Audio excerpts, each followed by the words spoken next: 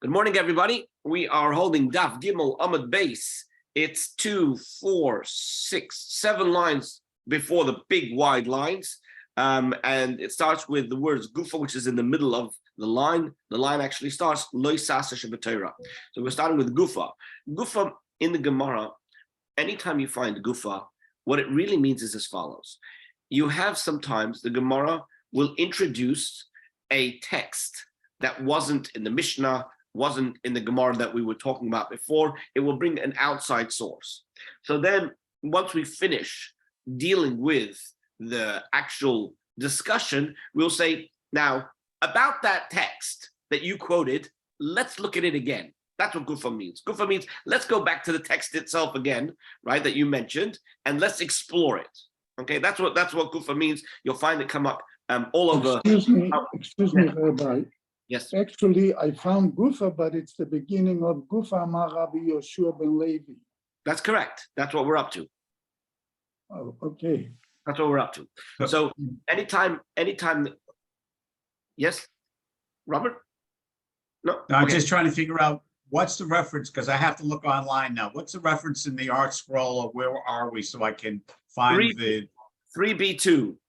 3B2? Okay. Thank you. I'm not sure. Okay. I'm not sure you're going to find that on Safari.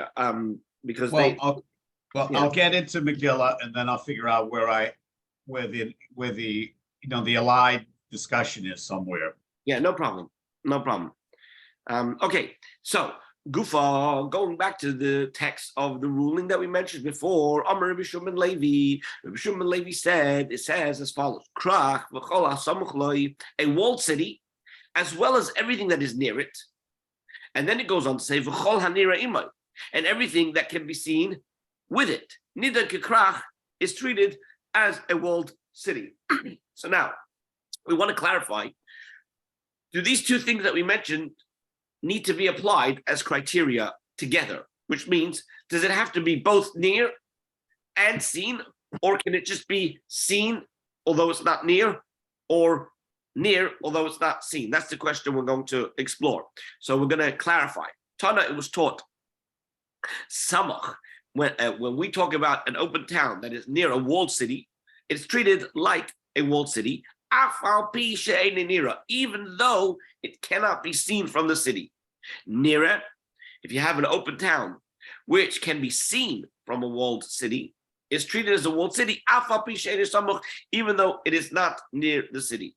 So the Gemara asks, right, so we can understand, right, the case of an open town that can be seen from a walled city, even though it cannot even though it's not near it, right? But right, so that we find, for example, when it's on top of a mountain. But how do we have a situation where you have a town that is near, right, but it cannot be seen? So the Gemara answers that it must be talking about a situation where it's in a valley. It's in a valley, and because it's in a valley, so it's possible that although it's near, it cannot be seen.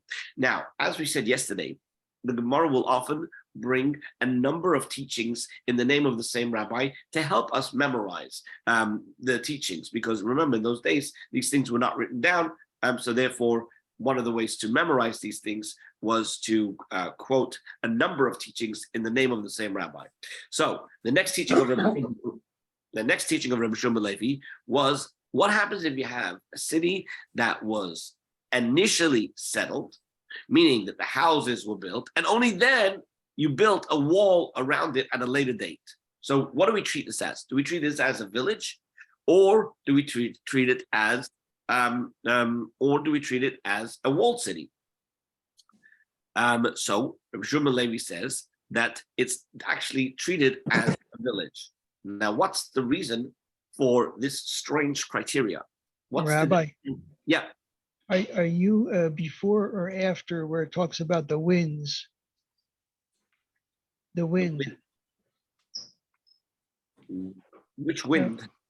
Oh, you know what? Okay. Okay. Okay. I got it. I'm in the wrong parak. Okay, I got it. We're in 3B. Yeah. I'm Okay. in 3B of Tinus. So sorry. Okay, no problem. Okay, so here's the thing. It seems very strange that there would be a difference as to when you built the wall and when you built the houses. Who cares if the houses come first or if the wall comes first, right? That seems to be, a strange criteria. So the Gemara asks, what's the reason for Rabbi Shimon Levi's ruling that if you have a city that first had the houses built and then the wall surrounded, why would that make it considered to be a village and not a walled city? So he says we learn it from a very interesting din. So I want to share this with you for a minute from the Psukim themselves. This particular halacha. It says as follows. It says, when it comes to settling the land of Israel, right? Settling the land of Israel, usually what would happen is everybody had the allotted land that was part of their tribe, right? And if they ever sold any of their land, that land would either be redeemed by relatives of the person who sold it, or in the year of Yovel, it would go back to its original owner. So it was like, I think today we have the idea of a 99-year lease, right? Is there I think there's such a thing, right? So that when you're buying property, when you're buying land over there in Eretz Yisrael, it's understood that it's only for a period of time. But there's an exception to that rule. And that exception to that rule is in verse 29 over here. This is chapter 25, verse 29 and 30. It says, and when a man sells a residential house in a walled city, its redemption may take place until the completion of the year of its sale. Its period of redemption shall be a full year. So no matter what the date is, a year later, right, that's the amount of time you have to come and redeem this house, right? In other words, buy it back. You have a right to buy it back. But here comes a very special, unique law, and that is, if it is not redeemed, in verse 30, but if it is not redeemed by the end of a complete year, then that house, which is in the city that has a wall, shall remain permanently the property of the one who purchased it throughout his generations. It will not leave his possession in the Jubilee. In other words, once Yovel comes along, it no longer leaves this person's possession. So it's a permanent sale. So now, what we see over here is the pasuk, right? In verse 30, it says about a city that has a wall. A city that has a wall. Okay. So let's go back to the Gemara, right? So the Gemara says that when we are saying that a city that has been built first and then a wall was put around it, right? Since it says in the pasuk that we just quoted, that I just showed you, it says that if a man shall sell a residence in a walled city, right? It's called Beis Moshav Ir Choma, right? So that teaches me that it was first surrounded with a wall and then it was settled, and not the other way around. And that's but Rabbi, they never built a wall first and then built a house in it. The first house or the second house or 10 houses. It seems there had to be some people living there, then they put a wall around it. Well, it seems from the Gemara not so. It seems from I understand what you're saying, and it makes logical sense to say that. How do they know what size wall to put? Or where to put the wall? These are good questions. These are good questions, but it seems from Chumash and it seems from the Gemara that there were certain cities that first had a wall built. I guess if I give you a particular plot of land and I say, this is yours, right? So then the first thing you want to do is defend your territory. So you put up a wall and say, this is it, this is mine. Don't come into it, don't encroach. And now I'm going to build it up. So because we find this law with regards to the redemption of these properties, so that gives us the reason as to why the definition of a walled city is going to only be in a case where you have first a wall and then a house and not the other way around. Rabbi, Yes. was there predilection given to the people who lived in the walled cities because they had more money than the people outside the walled cities? I'm just out of curiosity. Not necessarily. Not necessarily. I mean, living in a walled city doesn't mean you have any special financial status. It just means that that's where you live. The reason I ask that is that even in today's society, people seek out gated communities protection, and you pay for that extra accoutrements. That's why I wanted to find out if that applied in those days also. I'm not sure.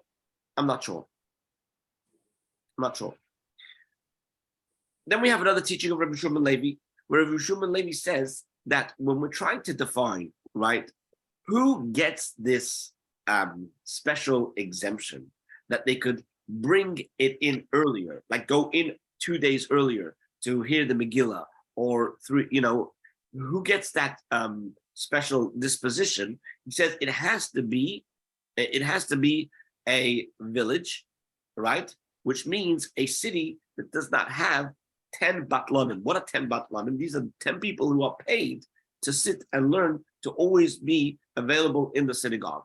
If it doesn't have those 10 batlanim, then it's not considered to be a city, right? That would have to read it on the 14th and no other day. It's treated like a village and can go and read it earlier. Right, the Gemara, what is this? What is this teaching of Rabbi Shimon Levi coming to teach us? Right? Haven't we already learned this in a Mishnah, which says what's considered a large town? Any town that has 10 unoccupied men. Less than that is considered a kfar. So why would Rabbi Shimon Levi add this point, since it's already known? So the Gemara says the reason why he adds it is what happens if you have a huge city that has so many people traveling through it, right? Even though you'll have at all times 10 people that will be present in the synagogue, but since they are not being paid as locals to be in the synagogue, right, constantly, so therefore, even though it has 1 million residents, it's still not going to be considered a large city. It's going to be considered a village because it doesn't have those 10 batlanim. Okay, you understand the point? And that's why many kollels, right? We all know about the kollels that exist in many Jewish cities that have many Jews. The argument is that if you don't have a kollel, what kind of a city are you, right? You need to have people who are being paid to be sitting and learning, right? That's what makes a city a city. But Rabbi Shimon Levi, another teaching of Rabbi Shimon Levi, is with regards to a city, right, that was destroyed, and then afterwards it was settled. It's going to be treated like a city. So now the Gemara wants to know what is Rabbi Shimon Levi actually talking about when he's saying being destroyed. If you're going to say that the walls were destroyed, well, we already know, right? We already know that since it, 1 second.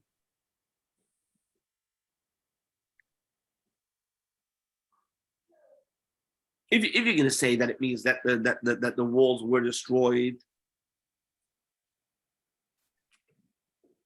then Rabbi Shimon Levi's ruling would be understood as follows: that if it was subsequently settled, meaning the walls were rebuilt, then it's going to be considered a city. But if it's not resettled, then it's not going to be given the status of a walled city. But the problem is, right, we already have a teaching from a brisa that teaches us the opposite of what Rabbi Shimon Levi is saying. And because Rabbi Elazar and Rabbi Yossi taught that when we look at the pasuk that I showed you before, I'll just share it again very briefly, right? We see in pasuk number 30, you see that it says Asher loy chayma, so it's written with a vav over here, but it says in the parentheses ksiv Asher loy with an aleph, right? So there's the kri and the ksiv, the way it's written and the way it's read. So we learn based on that since it says Asher loy chayma, that has or if you read it as loy with an aleph, it does not have a wall. We learn from this a particular drasha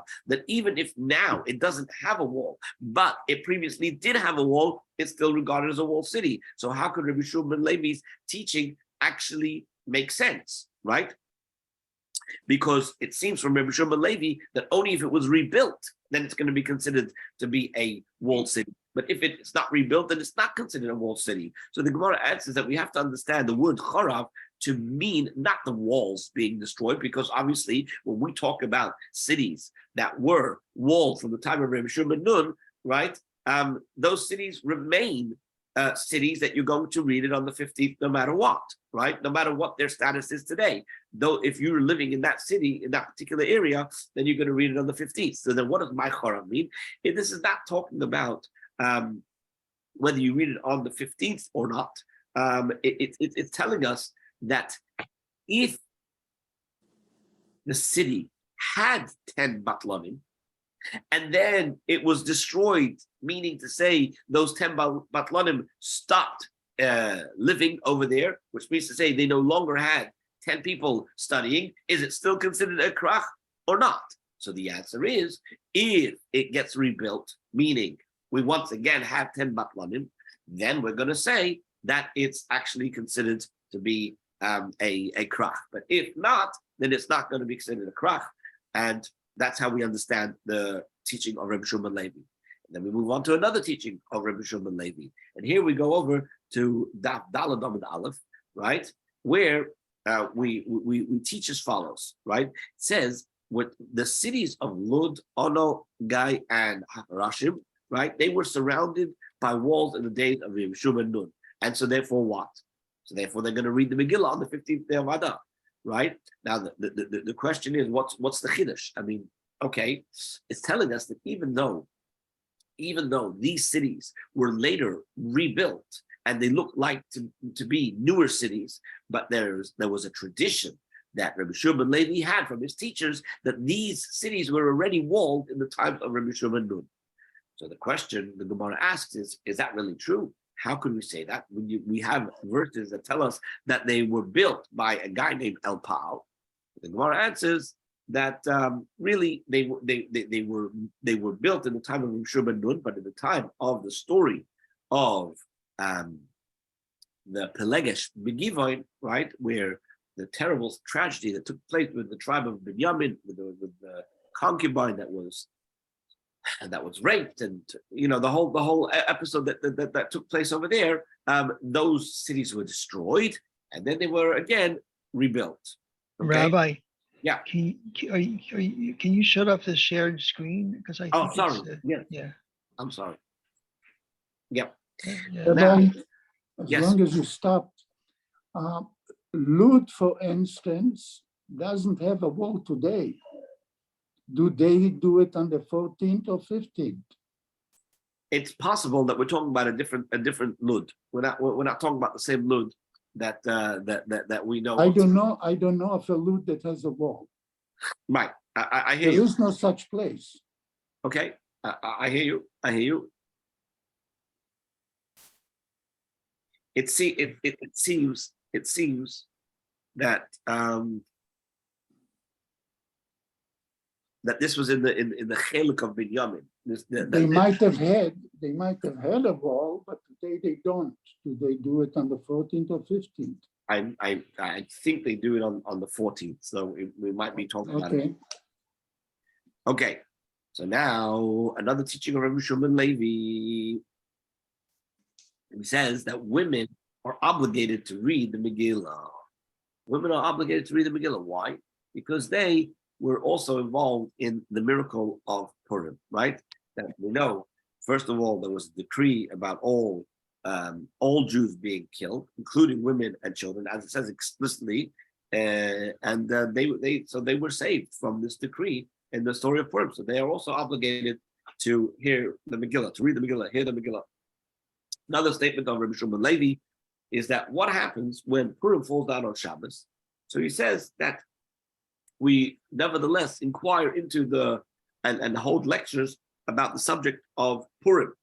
It's the Gemara. Well, what's so special about that teaching? It seems to be obvious. there's this principle that when it comes to a Yom Tov, one is supposed to teach about the Yom Tov, right? So why is this special with regards to Purim? So the Gemara answers that the reason why Rabbi Shimon Levi tells us a special halacha is because you might think that there's a special law that forbids us to read the Megillah when it falls out on Shabbos because we're afraid that somebody would carry the Megillah in the public domain, which is forbidden, right?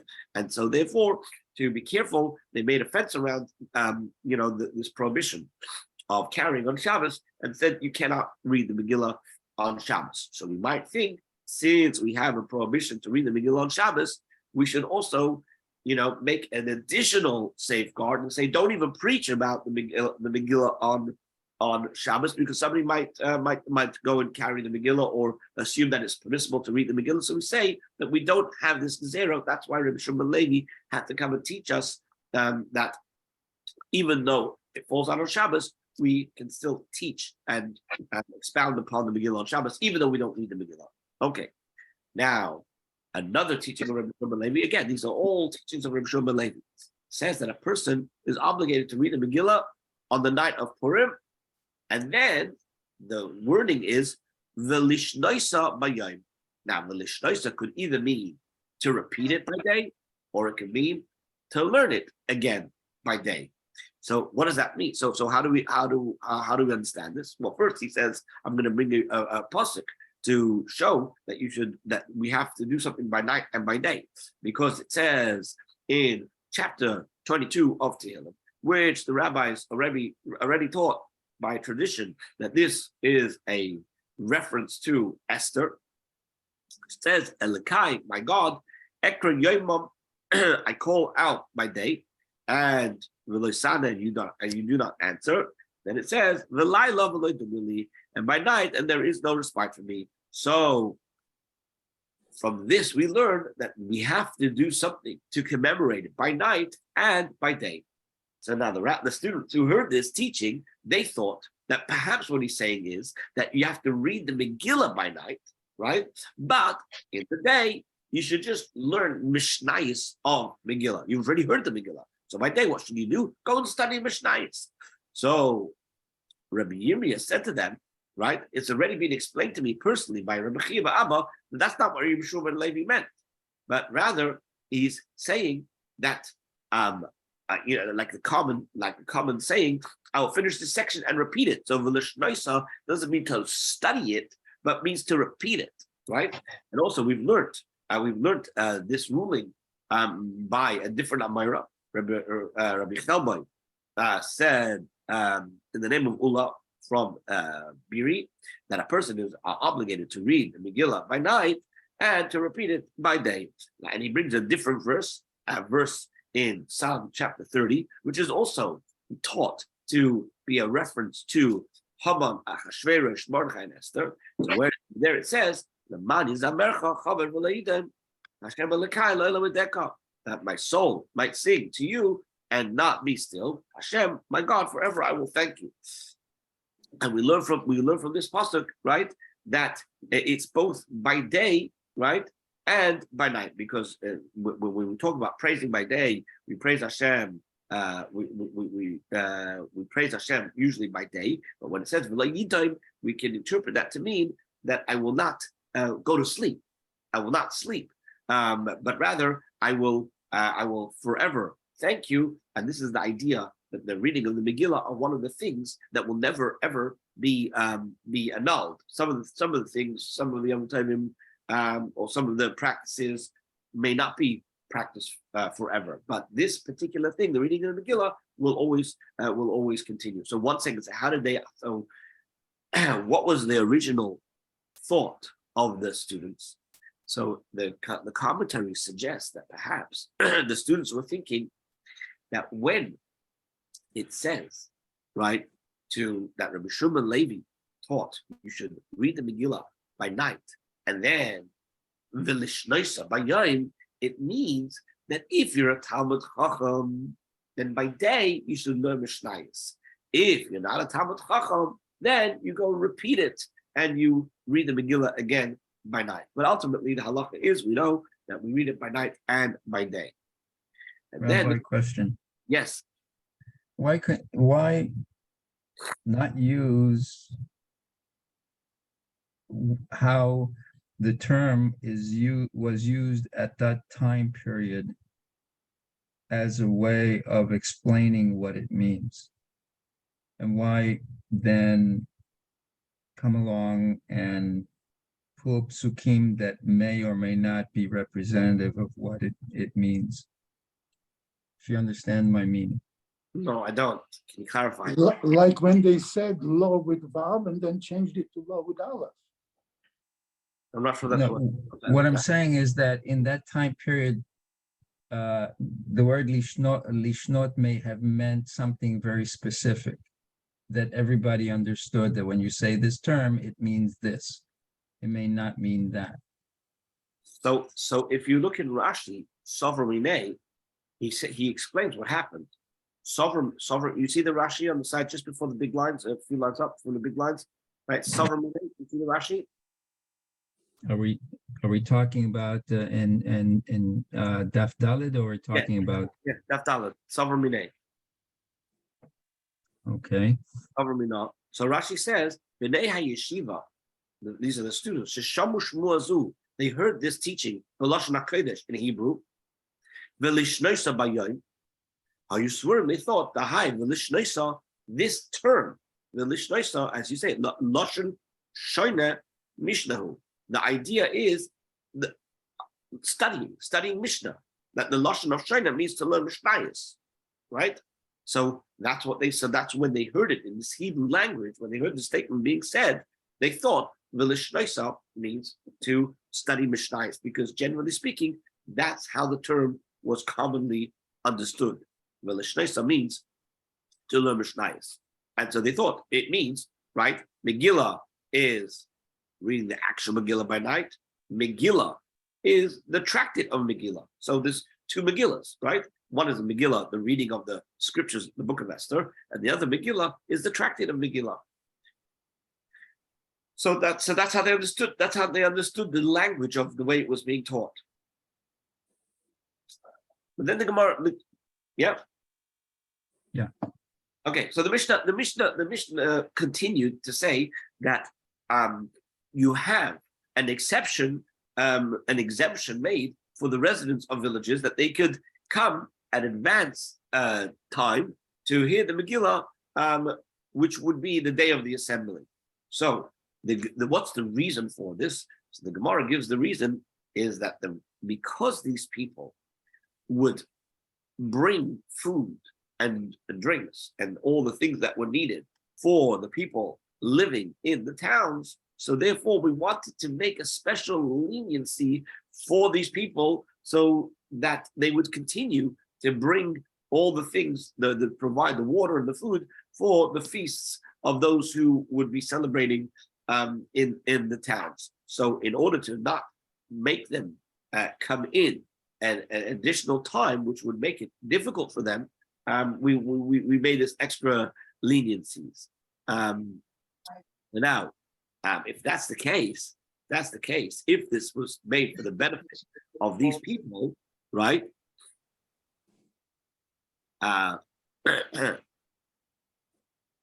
We learned in the Mishnah that if it fell out on Monday, then the residents of the villages of the large towns would read the Megillah on that day.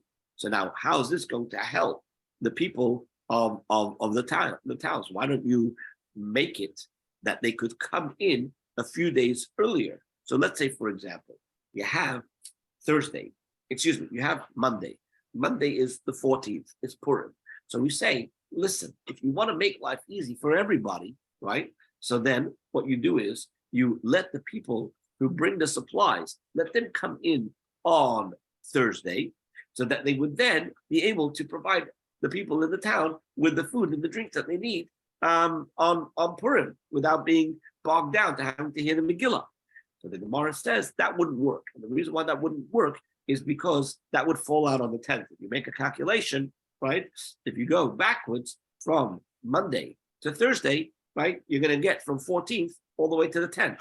And the problem is the rabbis, when they made this extra additional days that you could read the Megillah, they did not want to go beyond the 11th. So that's why that wouldn't work. But if that's the case, why don't you do it the other way? If for example, if it was on Thursday, why would we not allow them to come in on Monday? So the answer we give is because there's a concept which we find throughout where the rabbis will often say loy plug. You know what loy plug means? Loy plug means we do not make a distinction or differentiate, because that is confusing. If we want people to know that there's a particular way we do things, right? Even if you could technically get away with doing it differently in one particular scenario, we say we're still going to make it forbidden so that there shouldn't be confusion. We will remain consistent in our ruling and say we don't bring from one assembly day back to an earlier assembly day. Okay. Then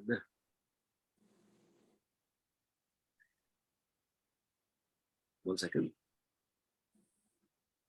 Then the Gemara moves on to the next part of the Mishnah. Okay, the next part of the Mishnah says, right, what happens if the 14th of Adar fell on Monday, right? So we go on and we say that the residents of the villages and large towns read on that day.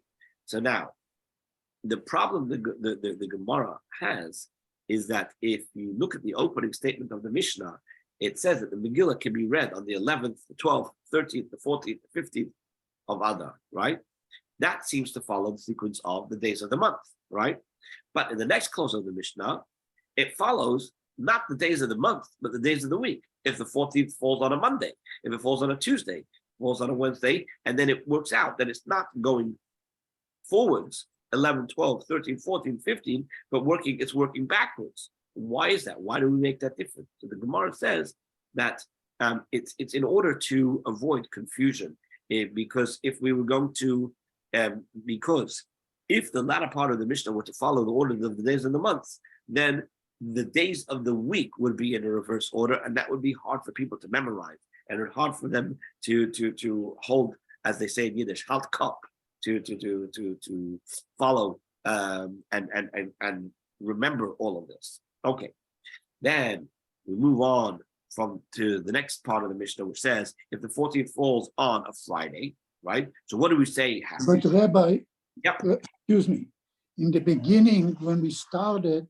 and they taught us the days, they said if it falls on a Monday, the Kfarim are going back to Thursday, and the walled cities are doing it on Friday. Say that again. If it falls out On Monday, yes, they go back to Thursday for the Prazot. no, we don't say that. No? If Purim falls out on a Monday, right? Then we have the people of the Kfar, they come in on the actual day of Purim. We don't make it earlier for them because Monday. Wait 1 second, Rabbi. It says 14, im 14 b'sheni. That means on Monday, right? Yes, כפרים ועיירות גדולות קוראים בו ביום, yes. ומוקפות חומה למחר בשלישי, on Tuesday. Yeah. The that's whole correct. city on Tuesday. Yep. Okay, so that's not confusing. No, what we're saying is the order in which the Tana of the Mishnah lists the days, it starts off with 11, 12, 13, 14, 15. You remember the beginning of the Mishnah? Megilla, Nikras, Ba'achadasa, B'shnei and so on, right? Yeah. That seems to follow that order. So if we're going to start saying, let's take an example, so why don't we start off with the example of why don't we start off with an example of where the people would be able to read it on the 11th, just like we started in the Mishnah, right? We don't. We say, how do we start off? We start off in the Mishnah in terms of examples. We start if the 14th falls on a Monday, right? Yeah, Why do we start from if it falls out on a Monday? because on Shabbat we don't do it. No, So, I understand that, but if let's make a calculation. If it falls out on a Monday, right? Then what's going to happen? Everybody is going to read it on the 14th, right? yeah, And then the next one is going to be on the 15th, right? 15, right. So then that would be the last case of the beginning of the Mishnah. The beginning of the Mishnah said you read it on the 11th, 12th, 13th, 14th, and 15th, right? So Right. this case of when Purim falls out on Monday is going to Yeah. be the 14th and the 15th. That was the last clause that we mentioned in the beginning of the Mishnah. Why not start Okay. with an example of it falling out on a day of the week that would have the people reading it on the 11th? That's the question of the Gemara. Be consistent in the way you're presenting. You present 11, 12, 13, 14, give examples of 11, 12, 13, 14. Don't give examples back. But the answer of the Gemara was that the reason why the Tana of the Mishnah chose to teach it this way is because it's easier to remember the examples if I follow the days of the week. Let's start off with Monday. And then if Purim falls out on Tuesday, and then if Purim falls out on Wednesday, I can remember that much easier. And I can remember that sequence. Yeah, That's but because the Torah reading on Monday and Thursday, that's what is No, I making understand the difference. Yeah, That's I why they don't count for certain days. No, I understand that. But the reason why the Mishnah chose this style of teaching, the opening started with 11, 12, 13, 14, 15, and Yeah. next clause coming and giving examples of when you might read it in different in different days. It starts with Monday, Tuesday, Wednesday to be able to make it easier for the reader to remember. Okay. Okay. Now, Gemara continues, it says, what if the 14th falls on a Friday? We said that what happens to the residents of the villages? They come and they read it to the day of the assembly, meaning they would read it on Thursday. And then what would happen with the residents of the large unwalled cities, right? And the walled cities, they read it on Friday. Why? Because you can't read it on Shabbos, right? So the people of the Rabbi, Yep. I'm sorry, approximately what page are you on now? We are on Daf Dalet on the base, Okay, in the middle of the page, right? So on Friday, Yeah. that's what you're talking about now? So we're talking on Friday. Yeah. They didn't go back to the 11, like you said. They're still going in their order. We're saying if Purim the 14th falls out on Friday, what happens for the people in the walled cities is they're going to have to come and read it a day earlier, right? On Friday. The people of the unwalled cities are going to read it on Friday. The people in the villages, they're going to read it on Thursday, right? So far, so good. It seems very simple. But the problem the Gemara has with this is that this ruling is subject to a machlekes, right? So we want to know, who does our Mishnah go in accordance with? Does it go according to Rabbi Yossi? Or does it go according to Rebbe? So the Gemara then elaborates and explains us what's the statement of Rebbe that you're asking about. So it says in a brisa that if the 14th day of Adar falls on the eve of Shabbos, and so that's the case, then the walled cities cannot read it on the 15th because it's Shabbos. So we say that the villages and the large unwalled towns advance their reading to the day of the assembly, and the walled cities, they read it on that day, meaning on Friday. So Rebbe says that I would say that you should that the unwalled cities should not be shifted from their regular spot. Rather, both the unwalled cities and the walled cities should read on that day on Friday. So what we see over here is that the ruling of Rebbe fits with what our Mishnah says, right? But the teaching of Rabbi Yossi does not fit. So the Gemara comes along and gives the reason for the first opinion of this brisa, and he says the reason is because the pasuk says b'chol shana v'shana, and when the pasuk tells us that these are the practices that should take place from year to year, we want to say that it should be the same set of laws that apply every year.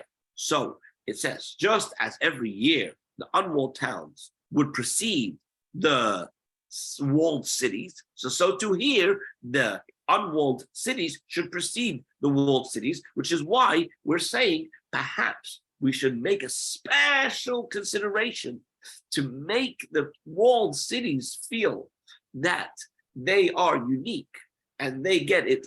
So they always read it after the walled cities. So we would make they read it after the unwalled cities. So we make the unwalled cities read it on the day earlier together with the people who come in for the day of the assembly. You understand what's going on?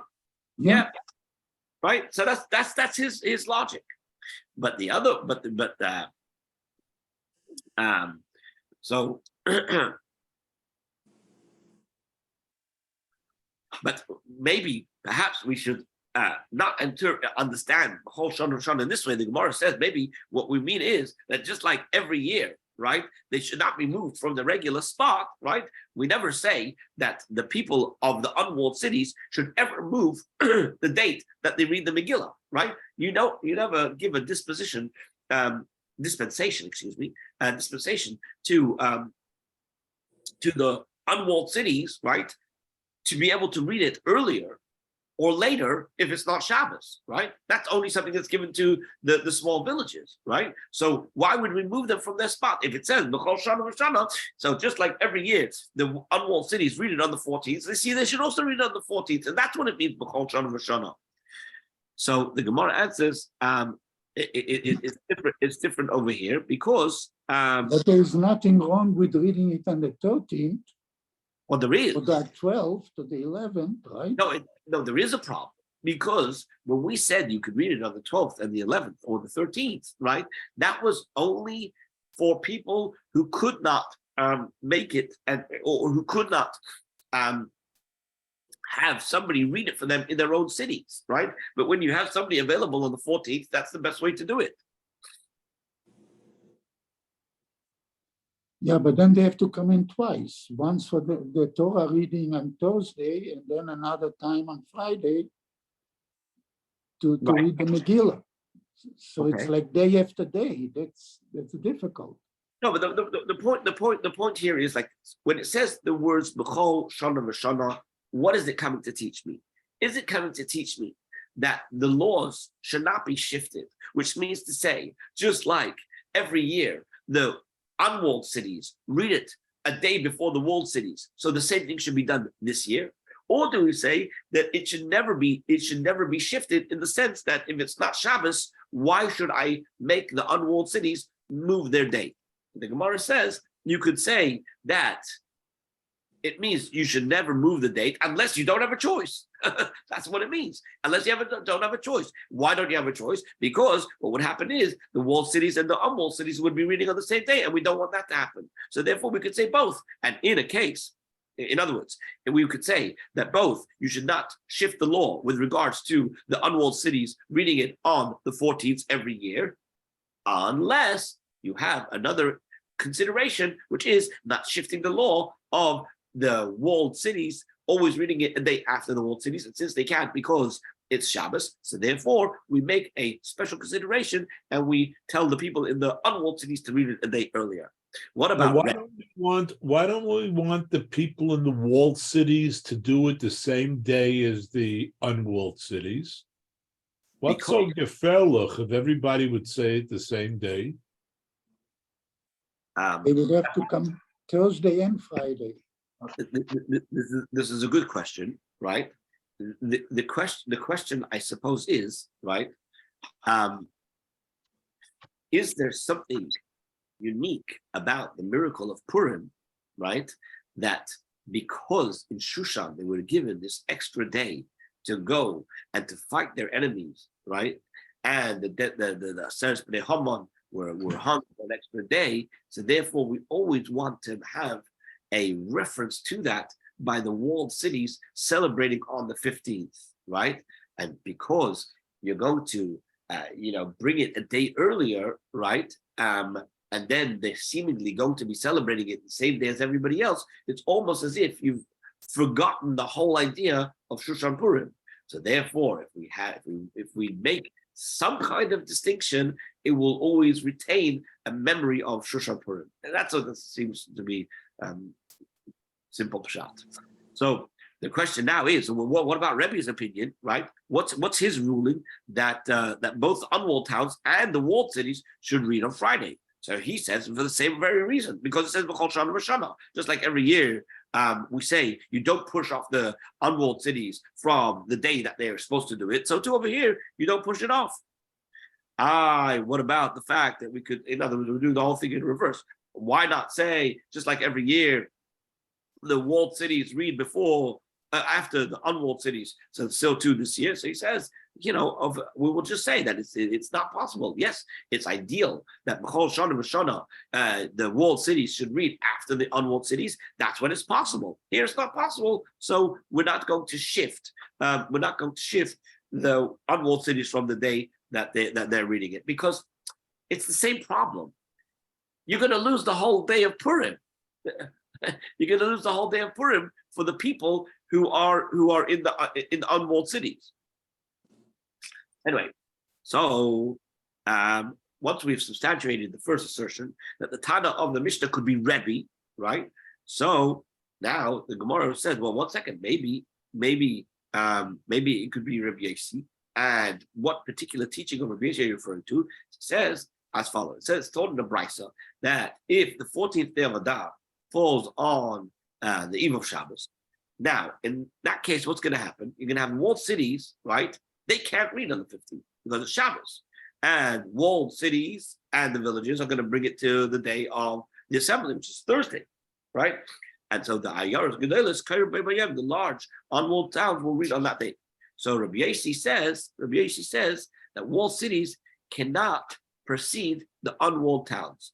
Rather, both of them, the unwalled towns and the walled towns, will read on that Friday. And that, meaning this ruling of Rabbi Yossi corresponds to the ruling of our Mishnah.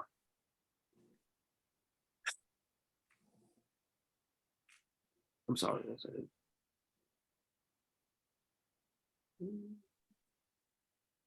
Are we just repeating the whole thing all over again?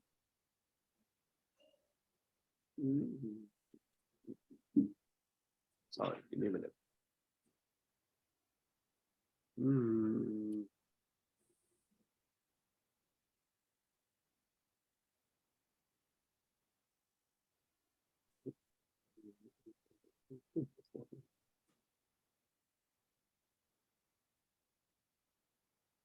Okay, so the Gemara gives the reason for the first opinion of this brisa. So what was the first opinion of the brisa? The first opinion of the brisa was that what? That the walled cities and the villages read it on the Thursday, and then the Ayaros Gedolos read it on that same day on Friday. And Rabbi Yossi comes along and says no, that both the walled cities and the unwalled cities read it on Friday. So what's the reason? So the reason we give is the same reason that we mentioned before, the idea of B'chol Shana V'Shana, right? What's the, well, it's not exactly the same. What's the B'chol Shana V'Shana? B'chol Shana V'Shana is that just like every year we say the walled city and the unwalled cities have different times, so too, in our case, right, when it falls down on a Friday, the unwalled cities are going to read it on the 14th.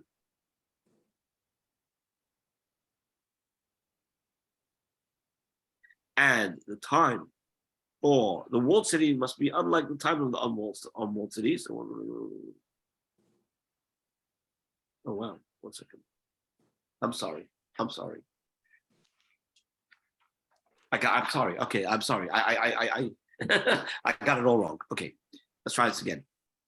We're saying in this case, right, that there's a discussion perhaps the people of the walled city should actually read it on Thursday. The unwalled cities will read it on Friday, but the walled cities will read it on the Thursday together with the people who are coming in on the day of the assembly.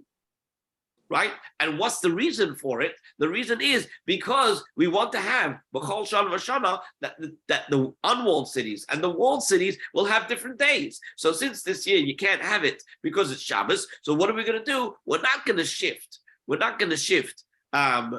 We're not going to shift the unwalled cities because they have to read it in their time, right? Which is the 14th. And since we can't have the walled cities reading it at the same time as the unwalled cities, so we're going to have to make it that that the walled cities are going to read it on the 13th, right? We could say that perhaps when it says B'chol Shana V'Shana, it's coming to teach us that just as every year, walled cities do not precede the unwalled cities. So too it should be in that way.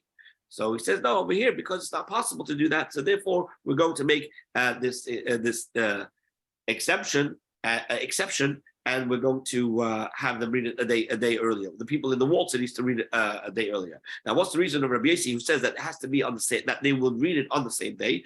Said B'chol Shana V'Shana means what's B'chol Shana V'Shana? Just like every single year, you never have the walled cities preceding the unwalled cities, right? So too, we're not going to have the walled cities preceding the unwalled cities, and that's why they're going to read it on the same year. You could say, what about the fact that every year, this time and that time of these two, the walled cities and the unwalled cities have to be different? What about this year? He said that, well, it's not possible in this year, and that's why there's an exception made. Okay. Now, in the first brisa we quoted above, Rabbi said that that the unwalled towns are not shifted to the preceding day of assembly, which means to say it's not shifted to Thursday, but they keep their same date. So the Gemara now brings a brisa, which it seems that Rebbe gives a different ruling, and so we want to understand how does that fit with how do these two seemingly contradictory teachings and rulings how do they work? So he says, Frank the Gemara, so the Sova Rabbi Ayoris Ledachina Liyamakisa, doesn't Rabbi really hold that unwalled towns are not shifted to the day of the assembly, right? Isn't it taught in the Brisa that if the 14th falls on a Friday, right, the villages advance their reading to Thursday, right? And Ayoris Gedolos read it on Friday, and Mukafas Chaima, the walled cities, would read it the next day on Sunday. Rabbi says, I say, since the unwalled towns are shifted from their regular spot, meaning the 14th, because it's Shabbos, so they should be shifted to the day of the assembly. So now, it seems, right, from this particular ruling, that Rebbe is offering two different rulings with regards to what happens with the people who lived in the walled cities, right?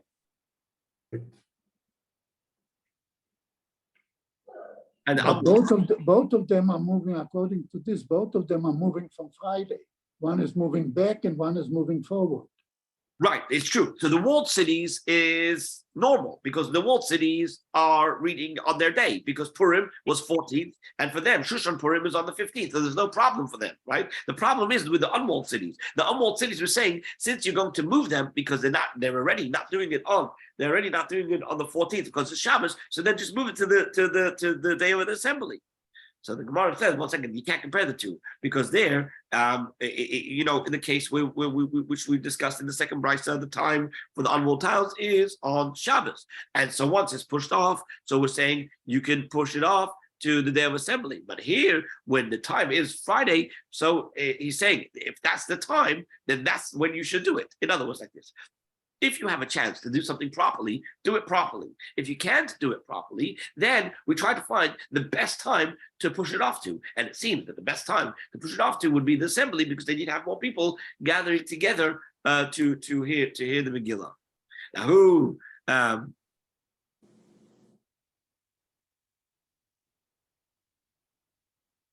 Whose opinion does the following statement made in Rabbi Chelba's name, in the name of Rav Huna, follow? When it says that Purim, if it falls out on Shabbos, all the locales are shifted to the day of the assembly. He says it's going to be according to Rebbe. 1 second. Obviously, okay. At any rate, right? All the Tanaim mentioned above agree that we do not read the Megillah on Shabbos. And now the Gemara tells us the reason why we don't read it on Shabbos. The reason why we don't read the Megillah on Shabbos is because we have the teaching of Rabbah, the special decree of Rabbah, that although everybody's obligated to read the Megillah, and the same is true also for hearing the shofar, the problem we have is that not everybody's competent in reading the Megillah or blowing the shofar. And that's why the rabbis made a special ruling that you're not to hear the Megillah and you're not to blow the shofar on Rosh Hashanah as a precautionary decree that a person should not come to carry his either Megillah or his shofar and go to an expert to learn how to either read the Megillah or how to blow the shofar. Because as a result of doing that, you might forget that you're not allowed to carry, or he might forget that it's Shabbos, and or whatever it might be, and he will end up carrying the Megillah or the shofar for Amos and Dushas Rabbim, which is a biblical violation, and that's why we made this decree. And the Gemara says this is true for Megillah, shofar, and also lulav, that we don't shake the lulav and the esrog on Sukkot for the very same reason. Okay.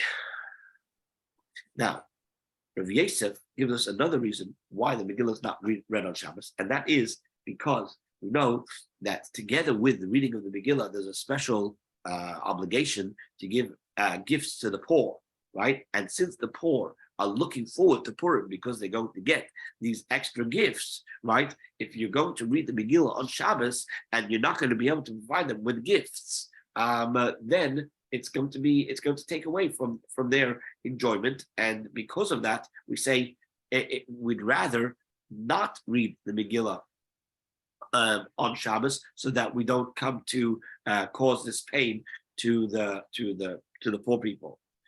And Rabbi, question. Yeah. We're always worried about the fact that they're going to carry Daled Amot in the Reshut HaRabim. Yeah. But didn't those towns already have set up Eruvin? Not necessarily.